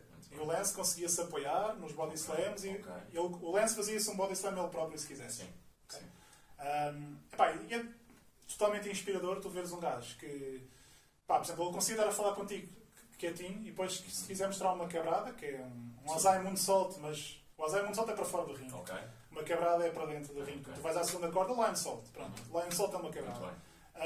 O Lance é um gajo que é capaz de te mostrar isso enquanto está só a falar casualmente contigo e depois vou só ali e já venho. Estás a ver? E faz perfeito, mas tem 100 kg e faz aquilo perfeitamente e tu ficas tipo fogo. E o dropkick dele, que é lendário. Que é lendário, sim. Tudo isso. Portanto, o gajo fazia isso. Fazia ele sempre tudo, primeiro. Depois tinhas que lhe fazer a ele e só depois estavas apto para fazer aos colegas. Brutal. E não interessa se eras um gajo com pouca força, muita força, ias ter que passar por ele fosse primeiro. O que fosse a regra. E o gajo, felizmente, apanhou sempre com saúde, que ele andou depois com os problemas no joelho, na garganta também. Felizmente, apanhou sempre fixe. E por acaso, sinto que, tecnicamente, eu acho que foi o melhor da turma. Existia um gajo que eu acho que era melhor face e existia um gajo que eu acho que era melhor heel. E o Lance dizia-me sempre assim: Bruno, tu aprendes tudo à primeira ou à segunda. E a verdade é que eu ficava para o fim, mas eu era o único que o Lance dizia que não valia a pena repetir. Acredito, sim. E uma coisa que ele fez que eu achei engraçado foi que nós depois, de vez em quando, lutávamos uns contra os outros. E para aí no segundo mês, o Lance começou também a fazer parte dos combates. E o Lance ganhava a toda a gente. Ganhava com o super kick. Certo. Curiosamente, comigo, ele aceitou, não. Ele sugeriu eu ganhar-lhe ele. Com o Flying Headbutt. Ganhaste com o Flying Headbutt. Que foi um choque, uma surpresa para toda a gente. E a conversa na brincadeira, íamos para casa, era que o Big Bruno não... Porque havia 2 Brunos. E tu eras o Big Bruno. O Big Bruno não aceita jabar para ninguém. Não interessa se és o Lance todo. Até para o Lance. E eu recebi o super kick dele. Eu ainda me lembro mais ou menos da finish desse combate, claro. Lembro-me de lhe dar um back elbow no canto, fazer o feed, que é ir em direção a ele, recebes um super kick, que era o que ele tinha ganho. E a malta toda, 1, 2, depois eu faço kick out, o quê? Pá, e depois acho que o Lance tentou um superplex, eu empurro e faço a diving headbutt. Foi a primeira vez que um aluno ganhou ao professor naquela turma. Malta, vitórias e derrotas no wrestling, não interessa para nada. Sim. E eu sei que tenho um percurso muito virado para vitórias associadas a mim, mas o que eu não quero saber é se ganho ou perco. Mas a malta achou bem da graça a isso. Eu tinha aqui isso, a tua vitória, com o Flying Headbutt ao Storm, portanto, ao Lance Storm, portanto, acaba por ficar, mesmo assim, é algo que acaba por ficar, percebes? O que ele disse, a única coisa que eu lhe disse foi, Lance, eu gostava, se fosse possível, de encaixar a diving headbutt neste combate. Ele disse, ok, e pá, depois estávamos a ver o combate e ele sentiu, claro que foi ele a gerir o combate todo. Sim. Ele sentiu que não fazia sentido eu fazer diving headbutt e não ganhar o combate e etc. E pá, pronto, foi um total pro, como se esperava, de um gajo daqueles. E pá, obviamente foi um combate que felizmente filmei, vi e revi várias vezes. Claro. Não sei onde é que ele está agora, mas sei totalmente na minha cabeça. Claro. Eu não tenho uma memória para os últimos anos do wrestling, mas no início lembro-me de tudo, muito vivamente. Sim. E pronto, o primeiro mês foi muito a porreiro. O segundo mês tem ali dois momentos que vão trazer problemas. E mais uma mensagem lá para quem está em casa, que é, tu podes planear muito a tua estadia lá, financeiramente, emocionalmente, o que quiseres, mas vai haver coisas que não te lembraste. É assim. Ou fugir ao teu controle, não é? Ou tinhas... Eu não me lembrei que podia ficar doente. E o que eu fiquei, ou o que eu ganhei, foi um ligeiro inchaço na garganta, que não quis saber, que deixei passar, ao ponto de não conseguir engolir. E quando cheguei ao Lance, disse, olha, eu não consigo engolir em seco. Vou tentar terminar, mas se calhar, não sei se vou aguentar tão bem. E ele diz-me uma coisa super racional, que é, não vais treinar não, porque isto pode ser contagioso, não sabemos o que é, portanto eu não vou pôr em risco os outros alunos. E é fixe tu a veres isso, porque de repente lembras-te que, espera aí, se eu não for ver isto, eu não posso treinar. Queres outra? Sim, quero. E portanto tu percebes aí que, caraças, uma coisa é teres esta porcaria que estás a chatear na garganta, mas agora não poder treinar, eu vim aqui para isto, meu. E é assim, por muito que seja giro, estás em Calgary não é uma cidade super dinâmica. E aquela zona é na zona industrial, estavas na casa, estavas no verão, mas eu não tinha dinheiro para sair, etc. Não pensei nisso também. A minha ideia era tipo, eu tinha $10 para comer, que eram $5 para ir almoçar, $5 para ir jantar, tinha uns cereais muito fixe para comer antes do treino. E era só isso. E tinha uma inscrição num ginásio lá ao pé. Certo. Também ia. Ou seja, não tinhas uma vida que permitisse agora ficar 5 dias, ou 10, ou 15, ou 20 sem treinar. À tarde, o meu ponto alto era ir ao ginásio e ver wrestling com malta, que eles estavam super entusiasmados com os meus DVDs, já os conhecia bem. Então pronto. Então o que acontece? Tinha esse inchaço. Isto foi numa sexta. Depois veio em fim de semana, e no fim de semana eu começo a engolir cada vez pior, em seco. Isto começa a ficar cada vez mais alto. Certo. E depois também chega ao céu da boca, e o céu da boca começa a ficar cada vez mais para baixo. E o problema então é que tu não consegues engolir mesmo em seco, tipo líquido. Pronto. Certo. E não tinhas ido ao hospital? Ainda não. Ainda não. E tu falas com a malta em casa e a malta diz-te, isso parece chato, mas olha, boa sorte aí. Não é? Típico, normal, não é? Depois chegou uma altura em que eu percebia que eu estava na altura a beber uns sumos de néctar e nem conseguia. Já estava a ser intuitivo. Os néctares não desciam. E eu fiquei, hoje é domingo, eu tenho que ir ao hospital. Tu vais ao hospital e há coisas que um europeu não se lembra, que é um europeu não tem um seguro de saúde americano. Os canadianos são muito afixos com a saúde se fores canadiano. Ia-te perguntar isso. Os americanos, nós já sabemos que não, os próprios americanos têm dificuldades com os planos de saúde. O Canadá, nós temos sempre aquela ideia que sim, que é muito bom para os canadianos. É muito bom. Agora, para os canadianos, para quem não é canadiano, se calhar a coisa já não é tão... Tu chegas lá e eles dizem-te assim, só para seres visto são $300. E hoje em dia, para um gajo que trabalha em marketing e etc., $300 ou €300 não é o fim do mundo. Davas na hora e depois... Mas no momento, tu estás a pensar assim, eu não tenho esse dinheiro, ou melhor, tenho, mas se tiver, não vou poder almoçar e jantar durante muitos dias. Claro, sem dúvida. Mas ao mesmo tempo tu pensas, mas amanhã quero ir treinar, o que é que eu posso fazer? Quando sou finalmente visto, os gajos dizem-me assim, ainda bem que vieste, porque se viesses amanhã já ia estar morto. Um gajo que nunca teve doente, ouvir isso. E então o que eu levei foi uma injeção de penicilina. Eles perguntaram-me se eu era alérgico. E disse, não faço a mínima ideia. Então, olha, vais à injeção, vais ficar na sala de espera durante 1 hora. Se não tiver a sentir mal, podes sentir mal. Eu fiquei lá 3 horas, cheio de medo. Do género, 1 hora já passou, mas é melhor ficar aqui. E a reação alérgica à penicilina costuma ser tramada. Depende um bocadinho, mas costuma ser tramada. Eu nunca soube o nome técnico. Se calhar soube num papel e num painel. Achas que era o quê? Mas achas que... se calhar uma faringite esquisita ou whatever. Sim. Não sei. Mas o que eu sei é que depois daquela injeção, no dia a seguir estava impecável. Tinha logo descido tudo, já podia comer. Basicamente curou-te. Portanto, era o que precisavas de levar. Era mesmo a injeção. Portanto, foi aqueles $300 e foi mais foi mais a medicação. Estamos a falar para aí de 330, que de repente, para um gajo que tinha levado o dinheiro contado, é um stress. É um stress. E tinhas uma alternativa, que era falas com o teu pai, com a tua mãe e dizes assim, isto correu mal, preciso de dinheiro. Mas o Bruno Bembra Brito era um gajo dele. E sabe que foi ali que chateou muita gente. Muito bem. Nem pedir dinheiro a ninguém. Certo. E mesmo assim, se eu skipasse os almoços, portanto, se eu não tomasse os almoços, se eu juntasse ali um dinheirinho ao jantar e tal, de vez em quando a malta não comia tudo, eu perguntava se podia comer também. Eu fui-me aguentando. Eu fui-me aguentando. Depois, nesse mês, no segundo mês, tenho o segundo grande rude golpe da minha vida lá, que é o Benoit ter feito o que fez. E quando acontece, a primeira coisa que tu pensas é o gajo, pronto, a gente sabe que a história reza a lenda que ele faltou ao pay-per-view. E tu ias ver o pay-per-view ao vivo, porque lá já não é à 1 da manhã. Lá já era a horas como deve ser. Às 7 da noite ou 8 da noite. Começas a ler umas notícias na net, no Lords of Pain e afins, que aquilo o gajo faltou, o gajo nunca falta nada, o que é que aconteceu? Fez bem o John Morrison entrar em vez dele ou o CM Punk? Eu acho que foi o Punk. Foi Punk, acho que sim. No dia seguinte, lês que ele morreu. E assim, quando o teu ídolo morre, pode ser muitas, eu não sei. Mais alguém tem ídolos. Eu chorei para a berranha o dia todo. Fiquei no meu quarto lá. Lembro dos meus colegas irem lá ao quarto perguntar se estava tudo bem. Eu dizia que não queria falar com ninguém, porque o meu herói já não está cá para me inspirar. E isso era antes de saberes o que é que ele fez. Portanto, a única coisa que tu sabes é que ele já não está cá para fazer mais combates. Estás a ver? Que é a única coisa que eu podia dizer dele, porque eu nunca ouvi na vida. Mas era o que te inspirava, era exatamente essa parte, era o combate.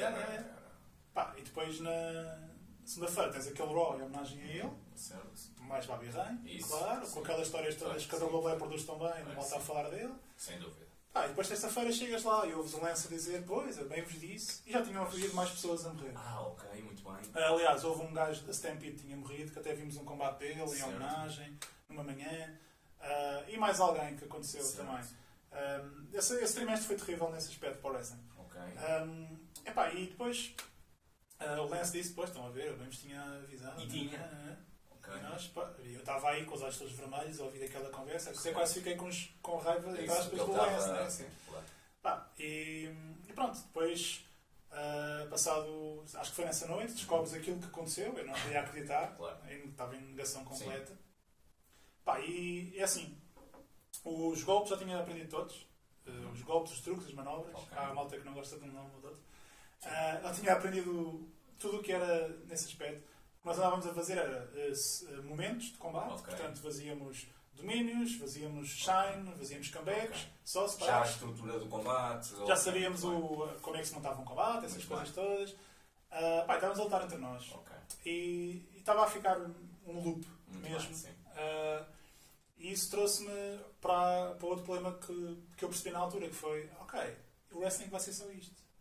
O wrestling vai mesmo ser só isto, que é, eu estou em casa, horas e horas à espera de ir fazer um combate de 10 minutos, em que depois tínhamos a avaliação do Lance, que era super preciosa. O Lance é 5 estrelas. A culpa não é nada, é 0% do Lance. Mas tu percebes que o wrestling vai ser só isto. Vai ser andar de carro, ou andar de avião, ou o que for. Vai ser fazer combates e esperar pelo próximo. Eu percebi na altura que não queria só fazer isso. Wrestler's Life, não é? E eu percebi que não queria Wrestler's Life. E depois pensei assim, tu querias mesmo treinar no Canadá. Treinaste. Já só estamos a fazer combates. Eu falei com o Lance, disse-lhe que não sei que estava a aprender muito agora. Certo. Ele confirmou que não. Ele sempre achou que eu tinha imenso potencial. Sim, acredito, eu não tenho a mínima. A única coisa que ele me disse foi: tu tens que encontrar uma personagem em ti. Okay. E eu não vou ser eu a encontrar por ti. Tens que procurar essa personagem. Okay. Quando fores lutando, vais encontrar. Okay. E cada vez mais me parecia óbvio que eu não ia progredir muito mais ali. Ok. E eu podia. Estavas em que. Quanto tempo é que tinha passado desde que. O Bernardo deve ter acontecido para eu no 8ª ou 9ª semana. Nona semana? Então já estavas mesmo quase. E depois ele tinha dito, malta, na última semana é só combates tag team, que é o que falta. Okay. E na penúltima semana vamos fazer Lamirés. Mas o problema dos Lamirés é que eu começava a sentir que estava muito mais à frente dos outros em muitas coisas. Eles pediam-me ajuda quando íamos para a casa, ensinava-lhes as Hammerlocks melhor, os Fireman Scaries, o que for. Chegava a fazer sequências no final do treino em que eles todos batiam palmas. Porque viam que era um nível diferente. Se calhar estava a ser aquele pack que vinha em Inglaterra para os outros, estás a ver? Sim. Não estou a querer... diferente, mas sim. Não estou a querer com isso dizer que era a segunda vinda de Cristo. Não era um grande patrão. Mas, sim. Para a malta que... A malta tem 3 meses de treino. Enfim. Sem dúvida. Portanto, falei com o Lance, falei com a Tina, que é a mulher dele também. E disse, eu estou a perder... Eu estou quase a ficar sem dinheiro aqui. Eu consigo ficar cá, mas consigo mudar o voo também. Eu sinto que esta última semana, ou semana e meia, não é crítica para mim. Ao mesmo tempo, tinha a malta de Portugal a dizer-me assim: bem, mas o ringue já chegou. O primeiro ringue já chegou. Tu ias tendo notícias entre aspas, não é? Eu dava reportes quase diários a muita gente, eu escrevia um diário. Deixa-me só dizer-te uma coisa. E o WP já tinha sido criado em 2006. Exatamente, claro. Eu criei o WP como site em 2006, em que eu escrevia notícias de wrestling. O Bruno Brito começou por ser um analista em que dizia o que é que aconteceu no Raw e no SmackDown. Eu fazia a mesma análise eu via o programa e escrevia. Falta tempo livre. Muito tempo livre, aliás. Claro. Mas, comecei a ter esse espaço e pronto. Não era wrestling.pt agora, claro, mas tínhamos lá uns artigos diários, pequenas notícias. Também tinha mais gente a colaborar, o Corvo, o Pavão, acho que escreviam também conteúdos na altura. E decidimos manter o nome Wrestling Portugal. Portanto, o domínio era uma invenção minha fácil, que é... Estava farto dos grupos terem sempre 3 letras em todo lado. Vamos ter 2. Vamos ter o WP e o Wrestling Portugal. Para SEO, portanto, para ser encontrado no Google era mais fácil. Ótimo, é excelente. Isso é a tua mente de marketing sem funcionar, não é? O que é que a pessoa no Google vai pôr? Wrestling e Portugal, ou português. É que isso é decisivo. Tu podes dizer isto só... Isso é decisivo, qualquer pessoa que fala ao Google vai sempre encontrar o WP primeiro. Vocês têm ali logo uma vantagem altamente. Portanto, tínhamos esse site, depois a malta começou a dizer, o ringue está a chegar. E na altura já tinha mais pessoas, portanto, tinha, por exemplo, o Kid Joe, que sabes quem é o Kid Joe? Não. O Kid Joe é o João Pega Cena. Ele disse-me, sim, quando ele esteve cá, assim... O João Pega Cena é o único gajo que eu fui buscar. O único gajo que eu vi demasiado talento para dizer assim, meu amigo, tu não vais treinar com mais ninguém, tu vais treinar connosco. E portanto, tínhamos esse gajo também. Já agora onde é que o viste para... Nós tínhamos várias cenas no cenário português, tínhamos a MWR e o Wrestling Revolution. Tínhamos a FWE, o que era, tínhamos a FPW, tínhamos... Havia a APW também. Portanto, tínhamos muita coisa lá. Eu cheguei a lutar com o Kid Joe na APW antes de ir para o Canadá. Porque há aqui também uma questão que é entre o Canadá, entre a Inglaterra e o Canadá, eu tive a APW, não é? Muito bem. Ainda bem que então referiste isso, porque eu não sabia. Tu estiveste na APW nesse hiato. Sim, portanto... Muito bem, nesse período, aliás. Sim, portanto, então vamos só rebobinar aqui um bocadinho. Portanto, quando eu vim de Inglaterra, continuei a treinar em Lisboa, e uma coisa que fiz foi ser convidado pela malta do Algarve a dar lá uns treinos, penso eu. Acho que o convite também englobava treinos. Já vou explicar porque é que acho que englobava. E depois tínhamos uns espetáculos no pé de vento. Muito bem. Eu lutei com o Corvo, lutei com o Kid Joe, lutei com o Pavão. Muito bem. Portanto, lembro-me que o primeiro combate no pé de vento foi contra o Corvo, foi o main event. Lembro-me que choveu. Lembro-me que o Corvo ganhou. Lembro-me que depois lutei contra o Pavão e acho que era um combate a contar pelo título da APW, um torneio, e eu perco. Depois ganhei o Kid Joe. Eu peguei no Kid Joe e disse que queria ser tipo Ok. o sénior dele Muito e bem. e tal. O mentor. Ok. O Pegasus tem uma coisa que eu nunca vou esquecer no primeiro dia, quando lhe dei um treino, Certo. que era... eu era um gajo super orgulhoso e ainda sou, quanto à concorrência. Ok. Eu não vejo a concorrência. Not clicking, guys. não vou clicar nos vídeos que a concorrência me manda. Mas, por acaso... E por uma decisão, desculpa interromper, uma decisão tipo, és concorrência, portanto eu não vou clicar ou por outras razões? Nada a ver com concorrência. Não tem a ver bem, com esse tipo bem. de concorrência. Muito bem. Eu quando cheguei à APW eu percebi que o wrestling que eles prometem que é... Atenção, estou a falar de 2006. Sim, não sei o que acontece em claro, 2019. Eles diziam-me... o que eles entendiam como wrestling não era wrestling para mim. Muito bem. E se eu estou a criar um projeto de wrestling e não me identifico com o que eles fazem, eles para mim não são concorrência. Claro. São concorrência ao ponto em que, sim, juntamos pessoas e temos um ringue no meio. Mas o que acontece dentro daquele ringue, para mim, são coisas diferentes. Ok, sim, percebo. Percebo. E então, porque é que eu disse que achava que ia dar treinos? Porque o que me convidaram foi, olha, vais lá, ficas em Portimão uns dias, vais passar o que aprendeste. Porque eu lá dava aquelas aulas em privado, já tinha ido à Inglaterra, e ao contrário do Corvo e do Pavão, tinha a possibilidade de estar lá mais dias. Portanto, fiquei lá alguns dias, e para a minha surpresa, quem aparecia lá para fazer os treinos não era a malta do Algarve, era a malta de Lisboa. Era um pod, era um cougar, era a malta dessas. E eu então comecei a levar aquilo um bocado a mal. Porque, peraí, eu vim aqui... Tens que ir para o Algarve treinar, não é? Estava a fazer o que me pediram, mas ao mesmo tempo ficava admirado. Porque o que eu depois via a malta do Algarve a fazer era, por exemplo, estarem o dia todo na esplanada a ver minis, como nós estamos agora a fazer, mas num cenário de wrestling é diferente. E de vez em quando alguém ia para o ringue, vazia. Eu lembro-me, por exemplo, vivamente de um gajo virado ser a corda, a tirar-se em knee drop para o chão. Certo. E ficou agarrado ao joelho meia hora a chorar. A chorar, a queixar. Sim, a queixar-se, claro. Portanto, eu pensava, tipo, este gajo não aqueceu, não fez nada, porque é que ele está a fazer um knee drop ao chão? Não sei. E são estas pequenas imagens de memória que eu tenho. E desde cedo eu deixei de querer ver o que é que os outros estavam a fazer. Então tenho esses combates agradáveis com o Corvo, com o Pavão, com o Kid Joe. E o que estava a falar dele há pouco do Pegasus, porque lembro-me de lhe ter dado um treino, lá estava, era um gajo orgulhoso, foi o único gajo que eu fui contratar, resgatar, o que for, e no fim do dia queria mesmo que ele sentisse que o treino dele tinha valido a pena. E acho que ele me diz algo do género, foi o melhor treino da minha vida. Mas vai-se embora. Eu fico tipo, fixe, quer dizer que vou contar com ele para a semana. Pronto, foi o... Acho que assim, dos rookies que eu encontrei, foi o único gajo que eu quis mesmo abraçar e olha, tu és um projeto que percebeste mesmo potencial completamente. Claro. Também falar, claro, aqui de 2006, do Cougar. Portanto, o Cougar foi um gajo que eu conheci nessa semana em que estava a dar treinos no Algarve. O Cougar é o gajo mais teimoso que a malta vai conhecer, mas essa teimosia tem muito de bom, de positivo que trouxe ao wrestling. Portanto, o Cougar era um gajo que trazia um currículo vasto na ginástica, mas que do wrestling não percebia muito. Ou que a malta dizia que ele não percebia muito. Mas o gajo conseguia fazer a Shooting Star, conseguia fazer o 630, certo? Mas, então o que acontece? Ele era um gajo muito competitivo. Mas ele tinha uma coisa, aliás, e por ser competitivo, tinha uma coisa muito boa, que é, ele absorvia tudo o que lhe dissesses. Eu geralmente, quando fazes uma coisa bem, eu só te vou dizer que está fixe. Mas não te vou dizer que está perfeito. Muito bem. Raramente. Sim, claro. Mas até pode estar muito bom. Sim. Mas o Cougar olhava sempre para mim e dizia assim, o que é que falta para ficar melhor? Este gajo é chato, não? Este gajo quer sempre ser melhor.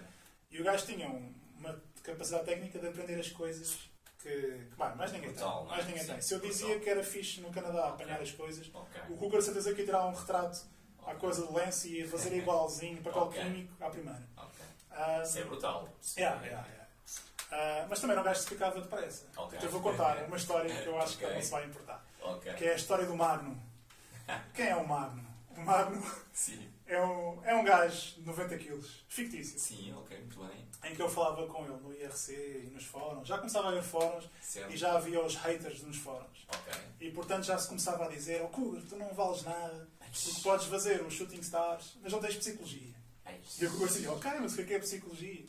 E nós continuamos todos na nossa demanda pela psicologia perfeita, pelo 20 da psicologia, eu sei.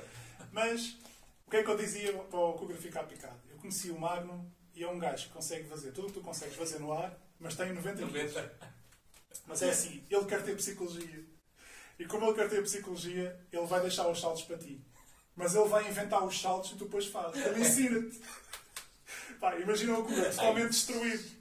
Pensar, mas como assim? Mas ele faz coisas que eu não faço. Nem passa pela cabeça. Faz a shooting star igual a ti, mas muito mais alto. Mas ele não quer ser esse gajo. Ele quer fazer armbangs, wrist locks, porque na altura a psicologia associava-se a wrestling técnico. Não é verdade. Sim, não é nada disso. Psicologia é conversa para ti. Mas não é fazer armbars e trabalhar. Não é só trabalhar uma parte do corpo, nem nada do género. Mas o Cougar ficava picadíssimo. E o que eu dizia era, olha, esta semana o Magnum vai. Ele ficava sempre a perguntar, então ele vai. Pá, ele não aparecia. Pá, o Magnum veio lá tudo, esteve no ginásio, pá, fez um treino bombástico, pá, o gajo é gigante, pronto, é jack, pá, não vai poder... Quanto tempo é que conseguiram? Pá, não sei, acho que exprimi isso tipo um mês, máximo, em que ele depois começar a dizer só, ele não existe. Pá, mas adorei picar o Cougar nesse tempo com isso. E porque o Cougar pica-se mesmo, não é? Com esta vontade que ele tem de... Completamente. Claro. Pá, mas o Cougar, essa teimosia e essa competitividade fez com que ele fosse um ótimo treinador no wrestling em Portugal. E muitos gajos que tu vês agora, como o Salvador, o Bernardo, têm tanto o meu dedo como dele. Porque ele é um gajo que ia depois para casa e dizia, olha, tens que ver este golpe, tens que ver esta personagem, tens que ver este lutador. Sempre me disseram isso do Cougar, por acaso, dele. Eu acho que, pá, a gente brinca muito com o Cougar, mas na verdade ele é um gajo super importante na história do wrestling em Portugal. E para mim o melhor performer que Portugal já viu. Muito bem. Eu sentia-me picado positivamente em estar num card com ele. E geralmente eu era main event e ele não. E eu nem sempre achava que isso era justo, porque ele era um gajo que, pá, podia fechar um espetáculo à vontade dele, à vontade. Mas era um gajo que, por estar lá, eu sentia que tinha que up my game, melhorar. Excelente, sim. Porque o Cougar está lá e vai subir. E achares que ele é o melhor performance, performer de Portugal, pá, é brutal. E ele mostrou isso. Ele mostrou isso na Batalha Épica. É brutal. Que teve. Ele pode estar agora 10 anos a fazer o que quiser. Se ele quiser fazer um combate, ele é o Shawn Michaels. Pronto, eu não gosto muito de Shawn Michaels, mas tenho que admitir. Quando ele volta, ele não perde nada. E o Cougar é similar, mas na realidade portuguesa.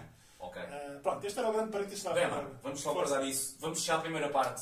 Vamos fechar, estamos com 1h30 de entrevista, que é os 90 minutos de jogo de futebol. Vamos fechar a primeira parte da entrevista, mas voltamos. Portanto, isto é só a primeira parte da entrevista. Como já perceberam, esta entrevista é brutal, é só histórias. Portanto, quando se pede uma entrevista com histórias, esta entrevista é brutal, é só histórias. Voltem para a semana com a referência do wrestling nacional. E eu estou a dizer para a semana, pode não ser, portanto, no dia de semana correspondente. Esta entrevista vai sair à quarta, a segunda parte poderá sair ali sábado, domingo ou segunda-feira. Portanto, não chegar à quarta. Fiquem atentos. Bem, obrigado. Nós voltamos então daqui a uns dias. Obrigado.